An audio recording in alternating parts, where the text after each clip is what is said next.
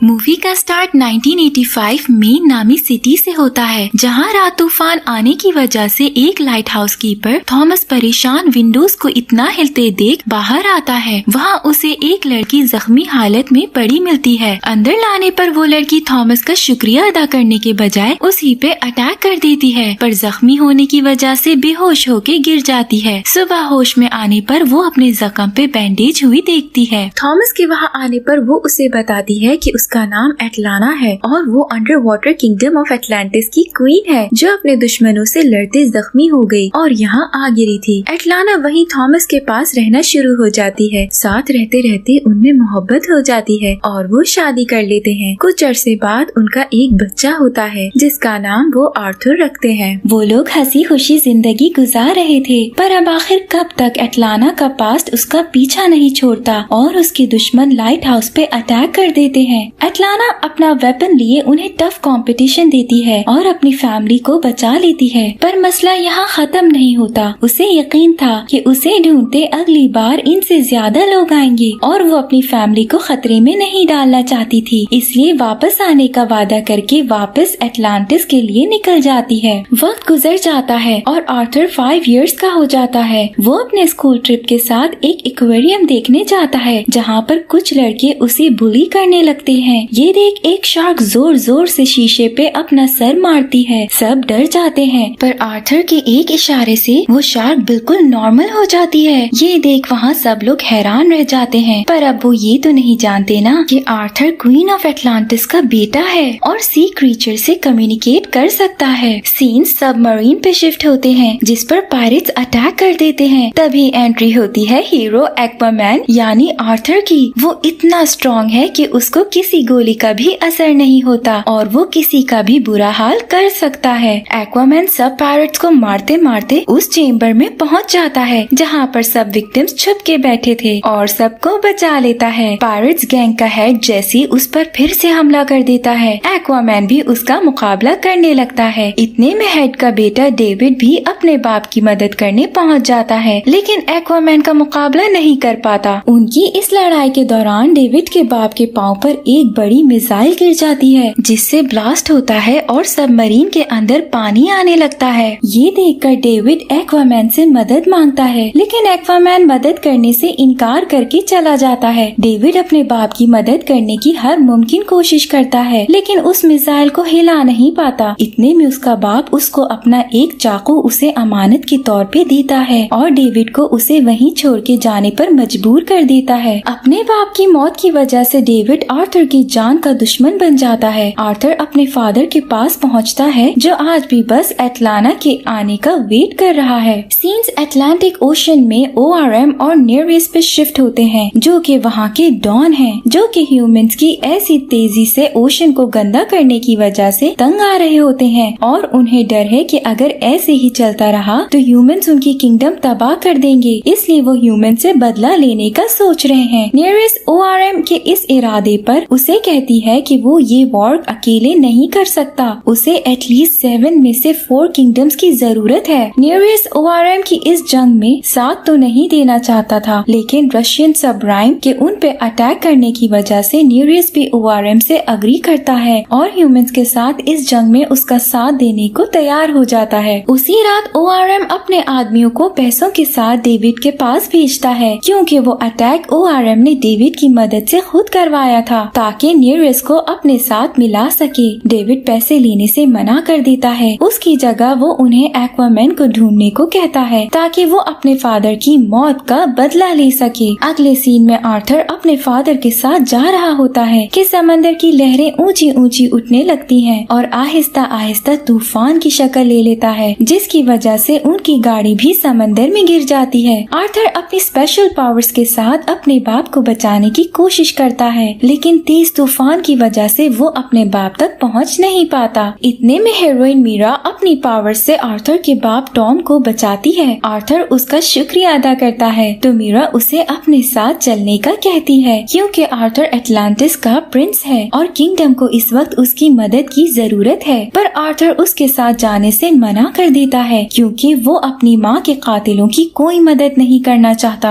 अगले दिन न्यूज में दिखाया जाता है कि रात में आने वाले समुद्री तूफान की वजह से काफी नुकसान हुआ है और समंदरों के अंदर की गंदगी जमीन पे आने लगी है। ये देख मीरा आर्थर को समझाती है कि एटलांटिस को उसकी जरूरत है। अगर वो वहाँ न पहुँचा तो उसका स्टेप ब्रदर ORM ऐसे ही तबाहियां करता रहेगा। उसने जंग का आगाज कर दिया है और आर्थर को वहाँ जाके उसे रोकने की जरूरत है। मीरा आर्थर को मना के एटलांटिक सिटी ले जाती है। वहाँ से वो दोनों एक शिप में वोल्को से मिलने के लिए उतरते हैं। आर्थर वोल्को से अपने यहाँ बुलाए जाने का मकसद पूछता है तो वोल्को से बताता है कि यहाँ पर पॉलिटिक्स शुरू हो चुकी है। ORM और नीरियस मजीद 2 किंगडम्स को साथ मिलाने वाले हैं और इन चारों किंगडम्स के इकट्ठे होने पर दुनिया में एक बहुत बड़ा तूफान आने वाला है। लेकिन इससे बचने का एक हल है कि अगर आर्थर एक ट्राइडेंट जिसमें सारी पावर्स हैं को ढूंढ निकाले तो वो बगैर किसी सवाल के सी मास्टर कहलाया जाएगा। तो आर्थर जवाब में कहता है कि मेरे पास मेरी माँ का ट्राइडेंट है। तब वोल्को उसे बताता है कि आज से हजारों साल पहले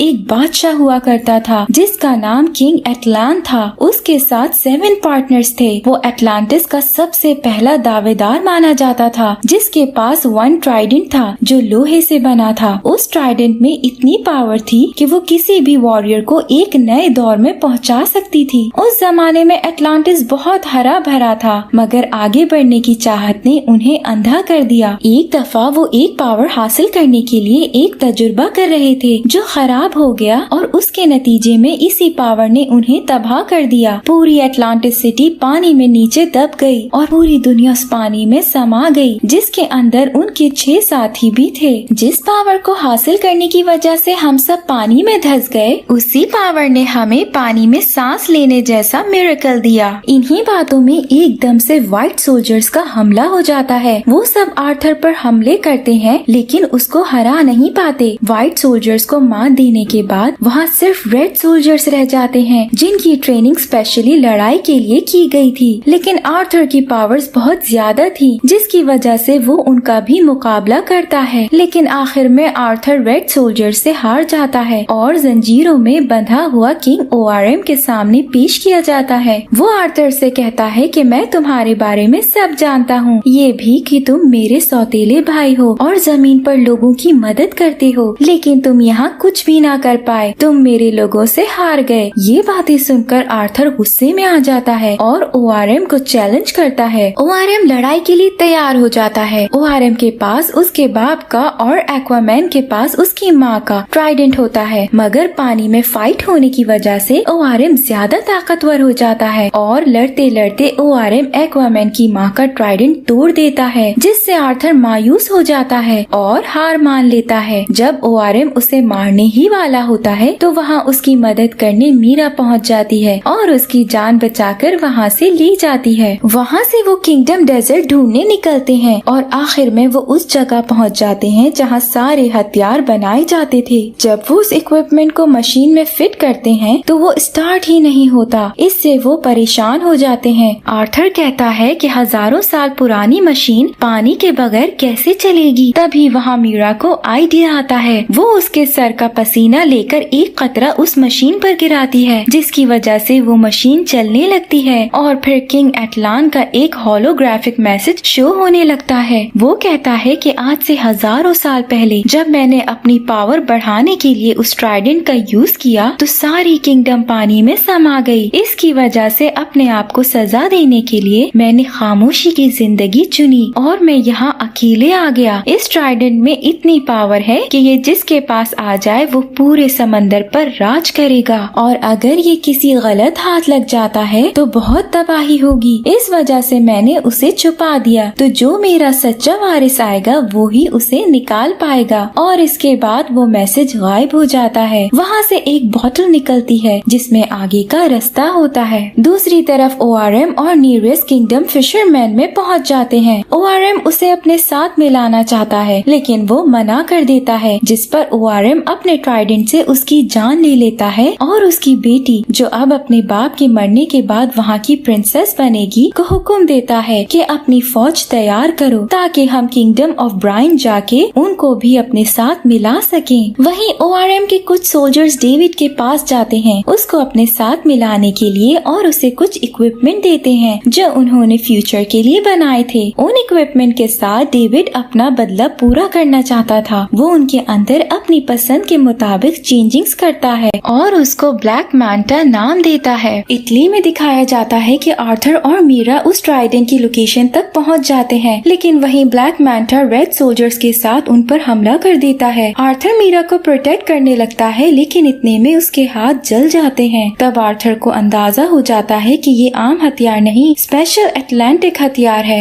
आर्थर को अपनी पावर से दूर फेंककर वो मीरा को घेर लेते हैं। ब्लैक मैंटा आर्थर से अपने बाप का बदला लेने के लिए मारता है। एक मोमेंट पर वो अपने सारे ब्लास्टर से आर्थर पर शूट करता है, लेकिन एक्वामैन वहाँ से एक चेन पकड़कर उसके मुंह पर मारता है, जिससे उसके सारे ब्लास्टर्स उसी पर फट जाते हैं और वो रॉक से नीचे गिर जाता है। इतने में मीरा और आर्थर अपनी जान बचाकर वहाँ से निकल जाते हैं। दोनों फिर से ट्राइडेंट को ढूंढने निकलते हैं कि एक अजीब जानवर उन पर हमला कर देते हैं। तब उन्हें पता चलता है कि ये रास्ता किंगडम ऑफ ट्रेंच की तरफ जाता है। वहाँ के जानवर बहुत खूंखार हैं। वो इतनी गहराई में रहते हैं कि वो रोशनी का सामना नहीं कर सकते। इसी चीज का फायदा उठाते हुए आर्थर अपने साथ रोशनी ले लेता है और इसी की मदद से आगे बढ़ने लगता है, लेकिन वो सी क्रीचर्स इतने जिद्दी होने की वजह से जान नहीं छोड़ते। आखिर में मीरा और आर्थर अपनी जान बचाते हुए एक बहुत लाइट वाला पोर्टल देख उसमें चले जाते हैं, जो कि लॉस्ट किंगडम है। वहाँ आर्थर को उसकी मदर मिलती है, जिन्हें देख के वो शॉक में तो आ जाता है पर बहुत खुश भी होता है। एटलाना आर्थर को बताती है कि एटलांटिस वापस आने पर उसकी शादी किंग और वैक्स से करवा दी गई। दोनों का बेटा ORM भी हो गया। सब सही चल रहा था कि ऑरवैक्स को थॉमस और आर्थर का पता चल गया, जिसकी वजह से ऑरवैक्स ने सजा के तौर पे एटलाना को ट्रेंच के हवाले कर दिया। उनसे बचते एटलाना पोर्टल की मदद से लॉस्ट किंगडम पहुंच गई, पर अब इस पोर्टल से निकलने के लिए उन्हें ट्राइडेंट की जरूरत है। एटलाना आर्थर को ट्राइडेंट का रास्ता बताती है और आर्थर उसे लेने चला जाता है। वहाँ आर्थर पे कराथिन अटैक कर देता है, जो कि आर्थर का बहुत बुरा हाल करता है, पर फिर आर्थर उससे बात करना शुरू हो जाता है। ये देख कराथिन हैरान रह जाता है, क्योंकि उसकी लैंग्वेज सिर्फ और सिर्फ किंग एटलान समझ सकता था।